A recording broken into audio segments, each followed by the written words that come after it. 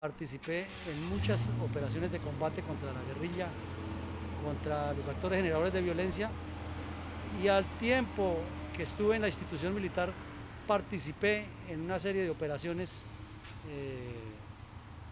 de integración con la comunidad y además dediqué una parte de mi tiempo a escribir los temas relacionados con el conflicto colombiano.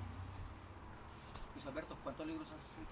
Yo he escrito 18 libros, 15 de ellos sobre el tema del conflicto colombiano y 3 de historia. ¿Cuáles son los de historia?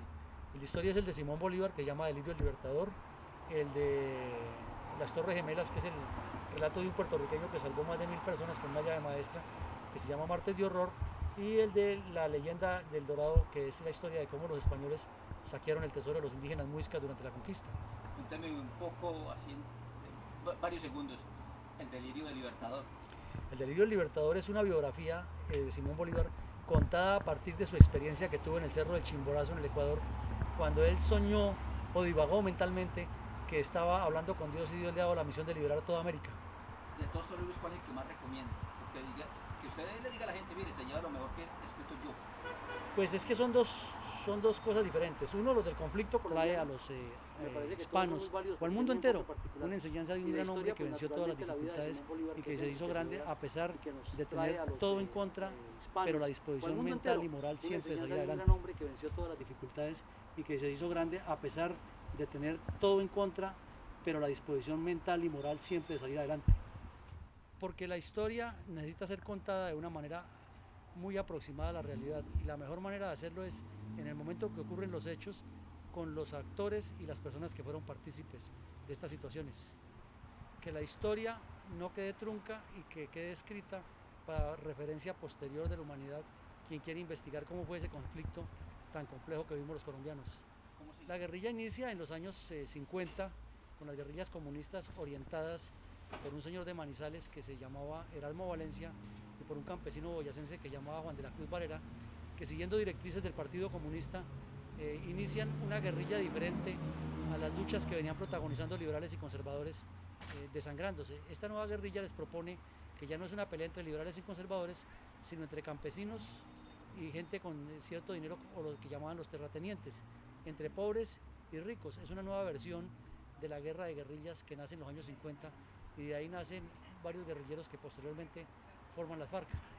Por varias razones. Una, porque se asentaron en zonas gobernadas, perdón, en zonas controladas por el Partido Comunista, en zonas controladas por estructuras de las FARC, por estructuras del ELN. Y la otra razón es porque la mayoría de los gobernantes que hemos tenido en Colombia no han entendido el plan estratégico de las FARC y no han entendido el proyecto estratégico de este grupo terrorista ni el del ELN, sino que siguen mirándoles como un simple problema de orden público, cuando en realidad es un proyecto que pretende cambiar las estructuras del poder nacional. Es precisamente eso que le digo, hacer que la ciudadanía en general, comenzando por el propio gobierno y por los dirigentes, sepan y entiendan qué es lo que pretenden las FARC y se den cuenta que ellos únicamente utilizan ese paso como un salto cualitativo para avanzar hacia la toma del poder y hacia fortalecer sus objetivos. Ellos no están buscando hacer la paz porque no les interesa, ellos están buscando la toma del poder. ¿Cómo cree usted que se puede vencer a la FARC? A las FARC naturalmente hay que hacer una guerra militar, eso no tiene discusión, hay que seguirlos combatiendo militarmente. Pero paralelo a eso hay que hacer un componente social muy amplio y muy concreto también, que abarque construcción de vías, de aeropuertos, de puertos marítimos, de escuelas, fomentar el desarrollo del empleo, del turismo, es decir, hacer un nuevo proyecto nacional que integre todo el poder nacional en todos los campos para que no sea solamente una acción militar, porque la acción militar per se es insuficiente para combatir el problema de la guerrilla. ¿Por qué cree usted que esto dará resultado, lo que usted está diciendo? Porque está demostrado que mientras la gente tenga empleo, salud, vivienda, educación y tenga una forma de bienestar y se sienta que pertenece a una sociedad con identidad, no busca salirse a integrar grupos al margen de la ley. Las comunidades más susceptibles a pertenecer a los grupos armados, a los grupos al margen de la ley, siempre serán las comunidades que están cerca, a donde hay posibilidad de delito y donde no hay identidad y donde no hay un desarrollo social y político controlado por el Estado. ¿Qué hay de cierto en lo que dice el gobierno que las FARC se han debilitado en los últimos años por la muerte de no solamente del Tiro Fijo, sino también la muerte del Mono Jojoy? ¿Qué es cierto en eso? Han recibido golpes importantes, se han sentido internamente que se les ha afectado su plan estratégico, pero como decía el presidente Uribe, la culebra está viva. Ellos tienen una estructura en que ya hay alguien previsto para cambiar al siguiente, que si muere o si cae capturado o si se pierde, tienen ya previsto quién lo reemplace. Entonces ahí estamos hablando es de un proceso de reemplazos, pero el plan estratégico de las FARC tiene unos objetivos muy claros. Y te cuéntame una cosa, ¿cómo han sido los gobiernos antes y después de Uribe con la guerrilla? Pues antes de Uribe siempre fueron con una mentalidad equivocada frente al problema. Pensaron que la solución era militar y que las fuerzas militares mal dotadas, mal respaldadas y con muchas dificultades logísticas podían ganar esa guerra. Vino Uribe y las dotó logísticamente, le dio cierto apoyo, pero eso se quedó trunco. Y vino Santos y ha asumido una actitud de querer quedar bien con todo el mundo, y esto es imposible, porque él no puede quedar bien al tiempo con la guerrilla y con el Partido Liberal y con el Conservador y con los vecinos, a sabiendas que dentro de los gobiernos vecinos hay cómplices de las FARC. O sea, el gobierno de Santos es un gobierno flojo. Yo no diría que flojo, más bien es como oportunista, es lo que hemos llamado en Colombia manzanillo o politiquero o demagogo. Es la herencia de lo que le dejó Alfonso López al Partido Liberal. Santos es de la misma línea de Gaviria, de Alfonso López, de Santofimio, de los Turbay, que juegan a quedar bien con todo el mundo y a aparentar el viejo cuento de que el Partido Liberal es el partido de las transformaciones. Dese cuenta que Pardo Rueda llevó al Partido Liberal prácticamente a la sepultura con ese desempeño electoral tan bajo que tuvo. Y Santos subió a la presidencia y no ha hecho sino revivir el Partido Liberal. Le dio posibilidad en el gobierno a Pardo, trajo al hijo de Samper y lo puso de viceministro, puso a Vivian Morales de fiscal general, puso al hijo a Juan Carlos Esguerra de ministro de Justicia. Es decir, ha venido repoblando la burocracia con gente del Partido Liberal para vivir las estructuras que ya estaban bien desvencijadas. ¿Eso es malo? Pues claro que es malo, porque está pensando en grupúsculos. Es decir, estamos con más de lo mismo. Estamos volviendo a la época de Alfonso López Miquelsen, que se caracterizó por ser el politiquero más grande que ha tenido Colombia. ¿Se necesita otra vez que vuelva Álvaro? Pues no solamente que vuelva él, que vuelvan líderes, grupos de líderes, que sean nacionales, regionales y locales, que tengan una mentalidad como la del presidente Uribe, de trabajar por Colombia, de desarrollar a Colombia y de integrar el país nacional en un solo proyecto. ¿Tú crees que la misión que tiene ahora Chávez de evocar en todos sus discursos a Bolívar se asemeja un poco a él? No, es que eso no tiene punto de comparación. Primero, Chávez no tiene ninguna misión ni ninguna visión. Chávez es un mandadero de Fidel Castro. Y Chávez hace lo que Fidel Castro le diga. Él primero va y le consulta a Fidel y Fidel le dice haga esto y él lo hace. Chávez entregó toda la riqueza petrolera de su país a que la manejen al arbitrio de los cubanos, y un país tan rico y tan poderoso como Venezuela subyugado a lo que piense un dictador tropical barato como Fidel Castro. Respecto al pensamiento de Bolívar, una cosa es la visión grande, claro, porque la visión de Simón Bolívar era grande, de integrar Latinoamérica en un proceso de desarrollo en todos los campos, y en el que cada país fuera independiente y fuera autónomo, pero integrado a un desarrollo grande. Y Chávez lo que piensa es traer el comunismo y poner la imagen de Fidel Castro y el Che Guevara y de Tiro Fijo como los héroes latinoamericanos. Entonces estamos hablando de dos cosas completamente diferentes. ¿Se acabó el comunismo o todavía existe? El comunismo no se puede acabar, porque siempre habrá quienes sustentan que sus ideas son válidas. Pero terminado el proceso de la cortina de hierro, la caída del muro de Berlín y todo esto que ocurrió en los finales de los 80 y comienzos de los 90 en Europa, quedó Fidel Castro como el emblema del comunismo en el continente. Y él, con el Foro de Sao Paulo, al que pertenecía Lula da Silva, o pertenece Lula da Silva, las FARC, el M-19, optaron por una frase que todavía manejan todos los comunistas latinoamericanos: es que el socialismo o el comunismo tiene vigencia, pero eso pues eso ya es arcaico, es como de dinosaurios. El mundo va a una velocidad increíble todos los días, con desarrollos acelerados del internet, de la integración en cadena de todo, y esta gente todavía pensando en aislarse, en cerrar fronteras y en bloquear a que el ser humano desarrolle su habilidad en el capitalismo y en la sociedad abierta. Entonces el comunismo existe como idea, pero no tiene cabida en las sociedades del siglo XXI. ¿Usted cree que Chávez sí tiene algo que ver con la guerrilla de Colombia? Totalmente.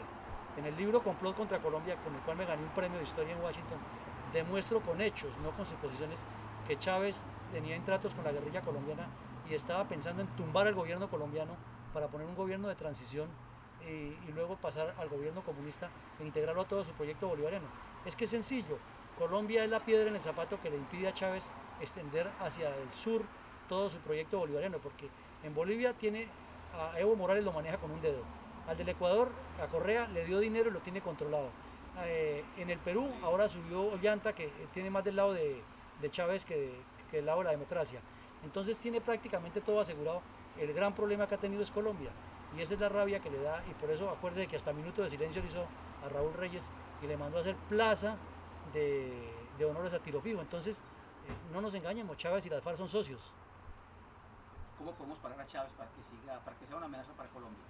Eso lo ha debido hacer el propio presidente Uribe, es desde el principio denunciar todas sus actividades ante la ONU, ante la OEA, ante los organismos internacionales y llevarlo a la Corte Penal Internacional.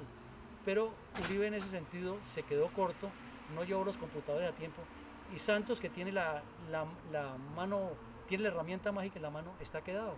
No lo ha hecho, pero eso es lo que debería hacer el gobierno colombiano, llevar los computadores de Raúl Reyes y los del Mono Jojoy a la Corte Penal Internacional y de una vez judicializar a este par de señores, a Correa y a Chávez, porque ambos son miembros de las FARC en la parte logística.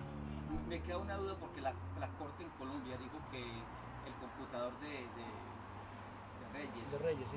Creo que la información que sacaron de ahí no era cierta, que la Corte en Colombia se pronuncie en cuanto a eso.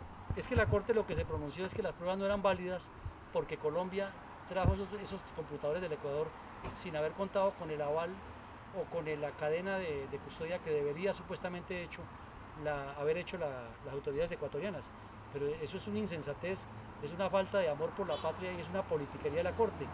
¿Cómo cree usted que el presidente Uribe le iba a entregar los computadores primero a Correa para que los revisara y luego los mandara a Colombia? Eso no tiene pies ni cabeza. A sabiendas que la operación se hizo porque la información de inteligencia indicaba que Correa estaba resguardando a Raúl Reyes en el Ecuador. Es que la operación no se hizo solamente porque se consiguió la información que Reyes estaba allí, es que la información es mucho más grande, son un trabajo de inteligencia, son los elementos de un trabajo de inteligencia de varios años que comprueban que Correa escondía las FARC en el Ecuador y las sigue escondiendo. Ahí no ha cambiado nada. Entonces la operación se hizo fue por eso. ¿Cómo le iba a entregar los computadores? Entonces la Corte Suprema, siendo de los ingenuos y de leguleyos, dicen que no son válidos porque no le entregaron al Ecuador primero las pruebas para que Ecuador las hubiera reenviado a Colombia. Eso no tiene presentación. O sea, Alberto, ¿dónde consigues toda la información que está en los libros? Pues son muchas las fuentes, ¿no? Porque yo estuve 26 años en el ejército, tengo contactos con personas que trabajan en inteligencia, tengo contactos internacionales de personas que están dedicadas a los mismos temas, pero además hay mucha información que es pública. En el mismo internet usted consigue casi todos los textos de los correos de Raúl Reyes, y a eso no es sino simplemente anexarle la experiencia del análisis y armar un contexto histórico muy serio y muy comprobado. Los computadores de Reyes en su debido momento, el presidente Uribe llevó a la reunión de Santo Domingo, pasado el bombardeo 8 o 10 días después, llevó a la reunión en Santo Domingo del Grupo de Río, los correos, y los leyó y los puso públicos, y eso quedaron en las páginas web de todo el mundo. Entonces allí hay una información que es muy válida. Lo otro lo publicaron los medios de comunicación. Lo otro, hay documentos que el presidente Uribe le envió a los gobiernos de Brasil, de Argentina, de Bolivia, lo que parecía que los comprometía, y de alguna manera se filtraron a la prensa y están, o sea, es información que tampoco es secreta. Bueno, teniente, ¿dónde puede conseguir todos estos libros? Hay varias formas de conseguirlos. Uno es por la página web mía, que es www.luisvillamarin.com, o por otra página también que se llama www.conflictocolombiano.com. También los pueden conseguir en Barnes & Noble por internet, o los pueden conseguir en Amazon por internet, pero obviamente pues esto le aumenta los costos de los taxes y el envío. Me dice usted que viene aquí a los Estados Unidos cada 6 meses o en la época del verano. ¿Cómo? Sí, cada verano vengo. ¿Cada cuánto vienes? A esta zona del país vengo en el verano, o sea al noreste de Estados Unidos. Al sur de Estados Unidos sí viajo continuamente a distintos eventos en la Florida, en Houston, en Los Ángeles, en San Diego, San Francisco. He estado en diversas actividades. También voy a Europa y he ido a Sudamérica a participar en distintas actividades académicas. ¿Qué tan difícil es vender estos libros a la gente? No es difícil, es decir, como todo producto tiene su proceso. El punto es que hay mucha desinformación y entonces las personas viven en el afán del día a día y dan por cierto lo primero que oyen o que les dicen, pero en la medida que se van acercando y van conociendo, pues los libros van teniendo mayor aceptación. ¿Nos cuentas qué es ser colombiano? Pues ser colombiano es llevar en la patria un regazo de patrio amor. Ser colombiano es haber nacido en el país más hermoso que Dios puso sobre la tierra. Ser colombiano es llevar en el alma ese amor por todo lo nuestro, por lo que nos dejaron nuestros antecesores, por nuestros valores históricos, por nuestros valores culturales, por la gente tan hermosa que tenemos, por nuestra riqueza etnográfica, por nuestra riqueza gastronómica, por lo que tiene cada una de las regiones. Ser colombiano es lo máximo que Dios ha puesto sobre la tierra para mí como compatriota colombiano. Bueno, ¿cómo se siente uno como colombiano portar el uniforme? No, eso es un orgullo, ¿verdad? El mejor orgullo que puede sentir cualquier colombiano es portando un uniforme militar. Porque eso sí, los colombianos todos llevamos en el alma a un soldado, y a usted le ponen un uniforme militar y se siente lo máximo, está usted en su salsa.